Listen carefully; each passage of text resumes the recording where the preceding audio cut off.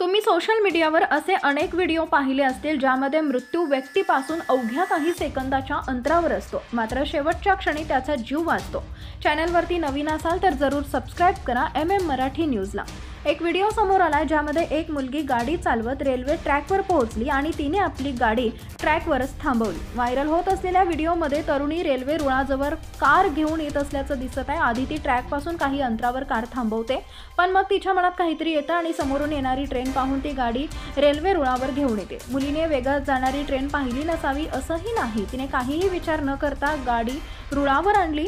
आपल्याकडून मोठी चूक झाल्याचं लक्षात येताच ती गाडीतून उतरते आणि पळू लागते। गाडी ट्रेननं उडवली असेल असं तुम्हाला वाटेल, मात्र ट्रेनने गाडीला धडक दिली नाही। रेल्वे चालकाने मुलीला गाडी रुळावर आणताना पाहिलं होतं, त्यामुळेच त्यांनी योग्य वेळी गाडीपासून काही इंच अंतरावर ट्रेन थांबवली आणि मोठा अपघात टळला। हा व्हिडिओ सोशल मीडियावर व्हायरल झालाय। व्हिडिओ पाहून युजर्सनी कमेंट सेक्शनमध्ये आपल्या प्रतिक्रिया दिल्यात। काहींनी योग्य वेळी ट्रेन थांबवणाऱ्या हुशार माणसाचं कौतुक केलंय तर महिलेला फटकारलंय।